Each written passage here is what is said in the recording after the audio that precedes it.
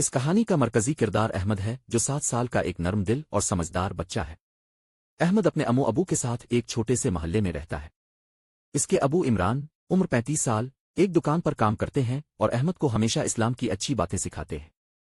اس کی امو فاطمہ، عمر 32 سال، اسے بتاتی ہیں کہ اللہ تعالیٰ نے انسانوں کے ساتھ ساتھ جانوروں کو بھی پیدا کیا ہے اور ہمیں سب کے ساتھ محبت اور نرمی سے پیش آنا چاہیے۔ احمد کو جانوروں سے بہت محبت تھی۔ وہ روز اسکول جاتے ہوئے راستے میں بلیوں، پرندوں اور کتوں کو غور سے دیکھتا۔ ایک دن اس نے دیکھا کہ ایک چھوٹا سا بلی کا بچہ بھوکا اور کمزور تھا، اس کے پاس نہ پانی تھا اور نہ کھانا۔ احمد کا دل بہت اداس ہو گیا اور اس نے فوراً فیصلہ کیا کہ وہ اس بلی کی مدد کرے گا۔ احمد اسکول سے واپس آیا تو اس نے اپنی امو کو بلی کے بچے کے بارے میں بتایا۔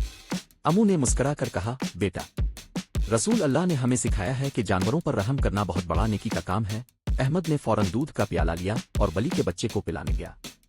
اس کے ساتھ اس کا دوست علی بھی تھا، جو 8 سال کا تھا اور احمد جیسا ہی مہربان بچہ تھا۔ دونوں نے مل کر بلی کے لیے ایک صاف جگہ بنائی اور روز اسے کھانا اور پانی دینے لگے۔ ایک دن محلے کے بزرگ چچا یوسف، عمر 60 سال، نے احمد کو دیکھا تو انہوں نے بتایا کہ ایک عورت کو بلی کو بھوکا رکھنے کی وجہ سے عذاب ہوا اور ایک شخص کو پیاسے کتے کو پانی پلانے پر جنت ملی۔ یہ سن کر احمد اور علی کو سمجھ آیا کہ اسلام ہمیں جانوروں کے ساتھ بھی رحم اور شفقت سکھاتا ہے۔ کچھ دنوں میں بلی کا بچہ صحت مند اور خوش ہو گیا۔ احمد بہت خوش تھا کیونکہ اس نے اللہ کی مخلوق کی مدد کی تھی۔ ایک دن اسکول میں ٹیچر مس سارا، عمر 28 سال، نے بچوں سے پوچھا کہ رحمت کیا ہوتی ہے۔